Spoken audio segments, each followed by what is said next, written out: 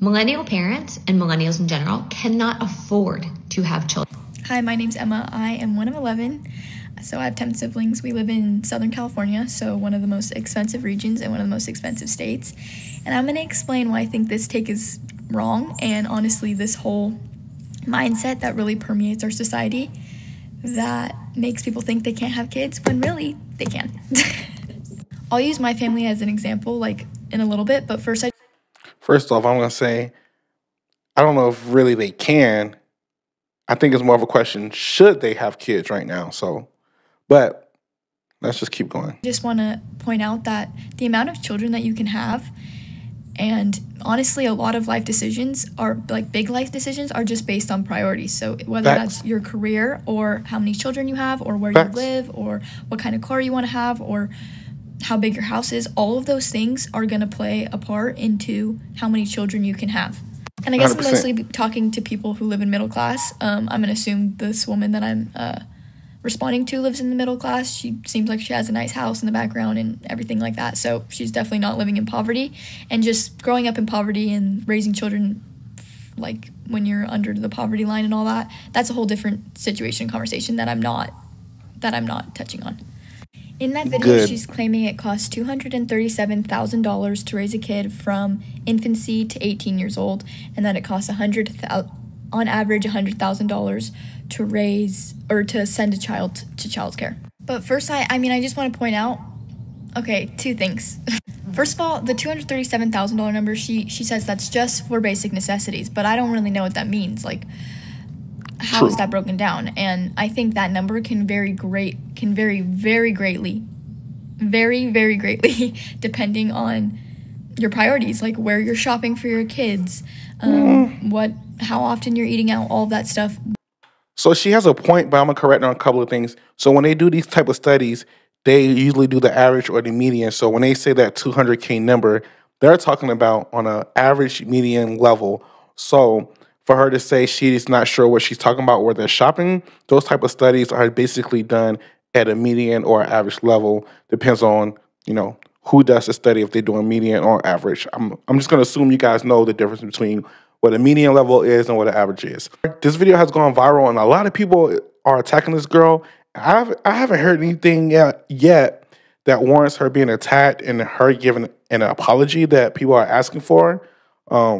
It is all a choice, basically, but let's just hear what she say. Maybe she's going to trigger me. Something's going to trigger that makes me understand why they're all going at her.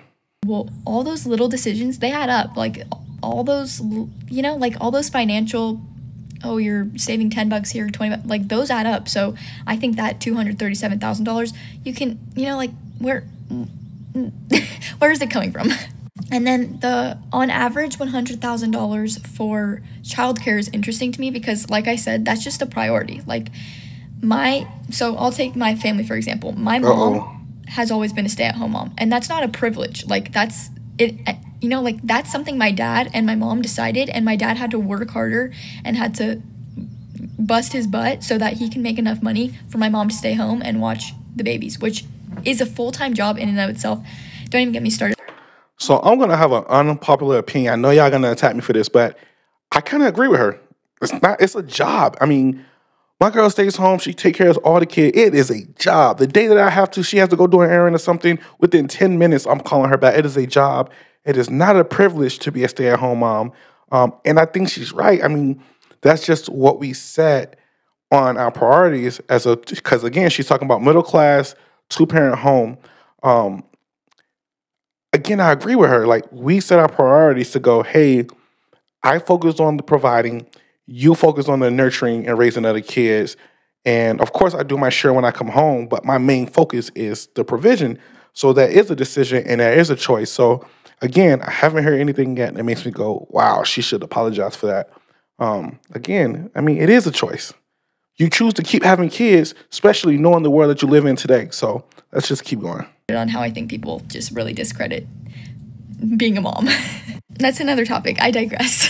But like, my dad wasn't just handed like a salary all of a sudden where he could take care of 11 kids. No, when they started their family, he didn't have enough money to have 11 children. But living in America, I'm sorry, you're privileged. If you want to call it privilege for living in America, you're lucky to live here. If you work hard and you're willing to put in the work and, based on what you learned in college or what you decided to major in and all that stuff, you can grow your... Oh, I get it. Okay, so I get it now. Okay. She's blind to it. Just based off the fact she said, if you work hard enough and you take the things that you learn from college and all that stuff, she's basically saying that your priorities will pan out the way you want your life to go. Woo, her parents did a great job. Her parents did a great job. I mean, this is what we want from kids. Well, don't you want this from your kid? Don't you want your kid to not know the struggle that you went through to take care of them? Don't you want them to grow up going to college, or not even going to college, doing what they want to do in life and being successful at it without knowing the struggle that you went through to make them make better decisions that you made? Almost to the point where she's blind to the fact that she doesn't know that her parents, ain't no way this one man took care of 11 kids without going through struggles, but he did it in silence, and kudos to the parents. This ain't her fault. This is not her fault. I can see where it's just, she's going to just keep digging. I can see it. You can grow your salary.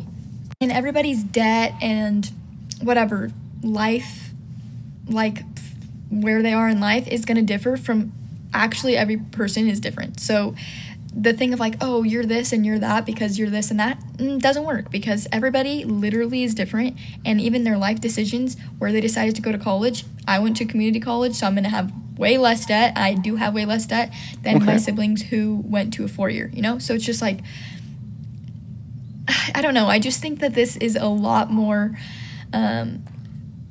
what you should be saying is, you don't know because you haven't had those life experiences.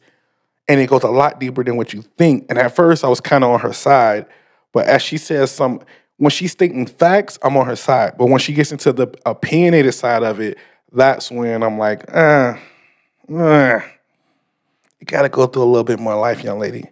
I just want to point out that this video is just not honest, because she's taking into account things like childcare, but you only need childcare if you're prioritizing your career, and then that's just a priority, and that's not really it's not the responsibility of society or the government or whatever, the powers that be, to ensure that you can have a double income earning household, and also send your kids to affordable childcare. This is a touchy subject. So I get what she's trying to say.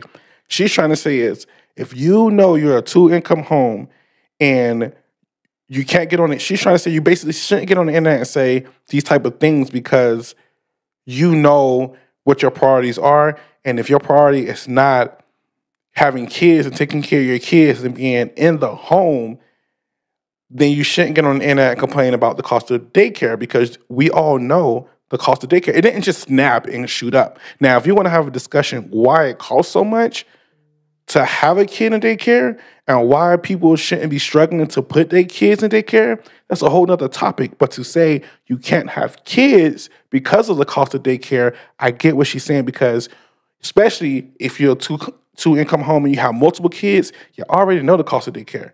So you already know if you have another one, that's $1,800 a month. Those are just your decisions. Like, you're focused on your career. That's something you have to decide in your own relationship and in your own life. That's not something that, like, the society should be, like, setting it up so that both parents can work and there can be affordable health, childcare and all that stuff. It's like, you don't even have to be, one of you does not have to be working if you...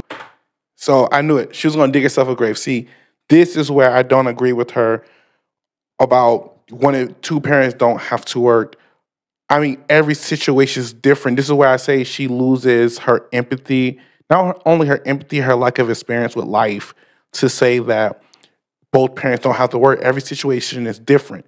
But it's like I'm on the fence with her, because I do kind of agree where she's saying your priorities, your decisions, everything is a decision. If you have multiple kids, like her parents had 11, they made that decision. So they made a decision to do what they had to do, no matter the cost of childcare. But every home is not like that. Every situation is not like that.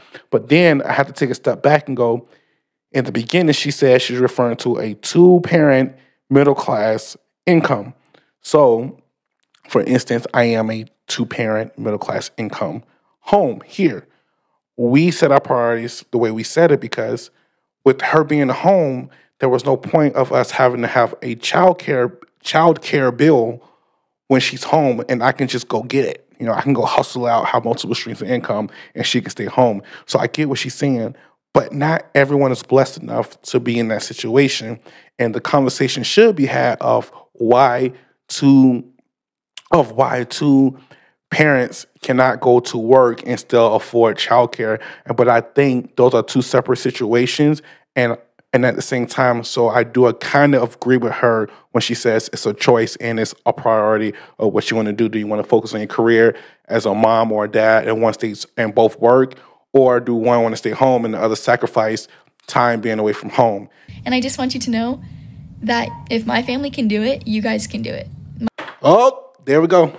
There we go. So this is where people get upset. When you say, I did it, so you can do it too, this is where people get upset. Even it could be true. It could be true. It's all outdoors that shit, it don't even have to be this. You can be about sports, health and fitness, anything. If you say, I did it, so you can do it too, boom, attack mode.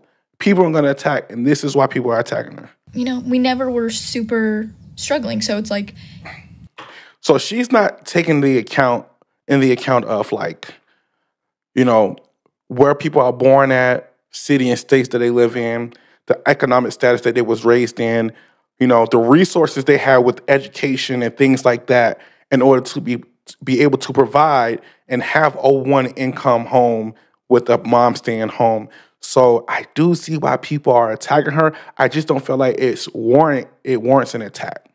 I feel like her parents did a great job to the point where she doesn't even know. She's so sheltered. She's been taken care of so good, so well, that her life experience is so low that she's just like, oh, it's all about the decisions you make. And it's so much deeper than that. So it's like, I'm on the fence with this one. I don't think she deserved to be attacked. But let me know your thoughts and comments on this video. Man, let's just finish what she says. It just depends on where you decide to spend your money and how you decide to spend your money. And yeah, like, I don't know. She's right. She don't know. She doesn't know. Emma, you don't know. Let me know your thoughts and comments, man. Let me know if you think she deserved the backlash she's getting. I don't think so. I get what she's trying to say. It just could have came off a different way, man. I'll see y'all next time.